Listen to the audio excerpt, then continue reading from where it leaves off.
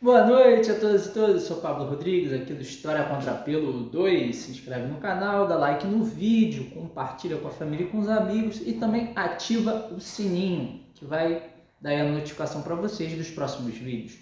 Bom, hoje nós vamos falar sobre Egito, e no caso, o Egito circunscrito no continente africano. O debate de hoje tem uma pegada mais ali historiográfica, problemática, no que tange sobre o papel do Egito dentro do continente africano e muito mais do que isso. Por quê?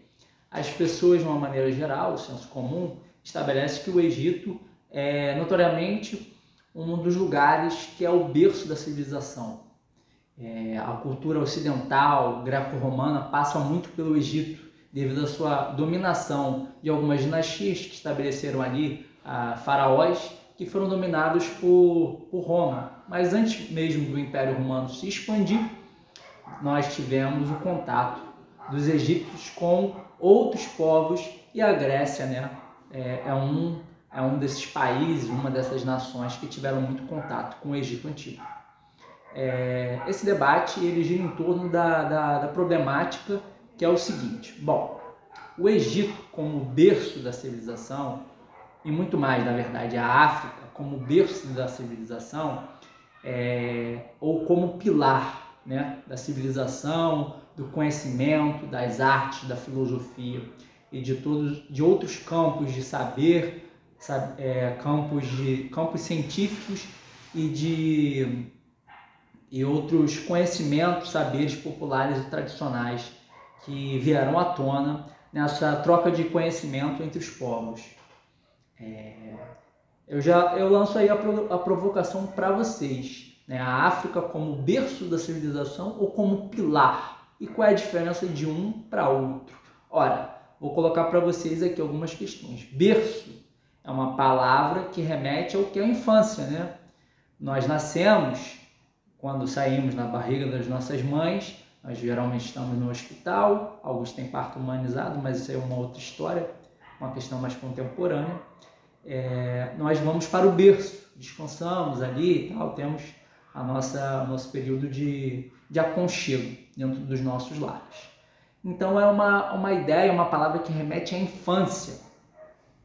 E essa palavra que remete à infância, colocada a África como berço da civilização, nós trazemos aí uma outra problemática, que é uma problemática que surge no século XIX, onde algumas filosofias da história, algumas formas de explicação do mundo, né, essas visões de mundo, como a questão do evolucionismo, a outra questão do positivismo e também de um racismo científico, porque o racismo no século XIX é considerado ciência, que se espraia, se expande para um campo social de explicação, o que nós chamamos e conhecemos como darwinismo social. E o que a África tem a ver com isso? Como os europeus, de uma maneira geral, e o pensamento ocidental colocam a África dentro dessas explicações, de todos esses ismos problemáticos que muitas vezes se confundem.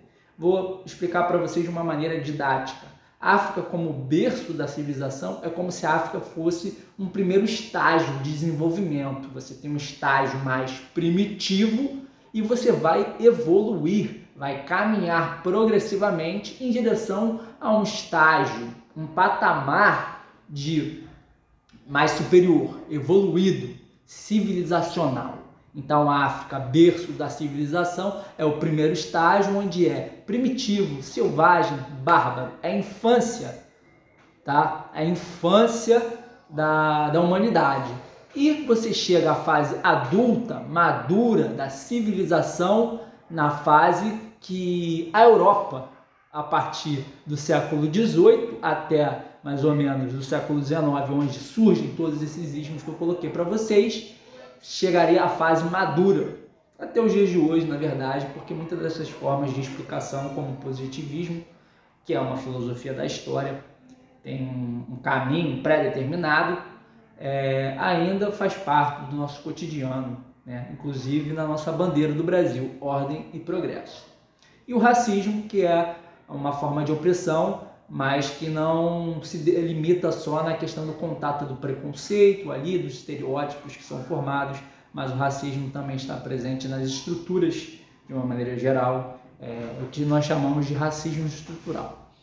E já a África como pilar da civilização é uma outra coisa, ela é a base que sustenta essa civilização. Então todos os conhecimentos que nós tivemos, contato, a matemática, a física, a astrologia, filosofia, as artes de uma maneira geral, começaram ali na África, lá a África antiga. E há milhares de anos atrás, eu não vou saber precisar a data aqui para vocês.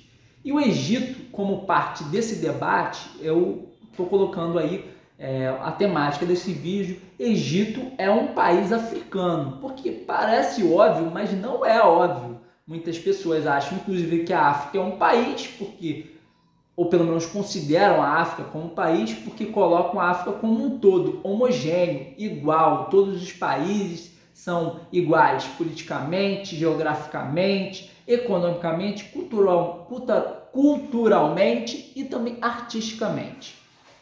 E de uma maneira ideológica também.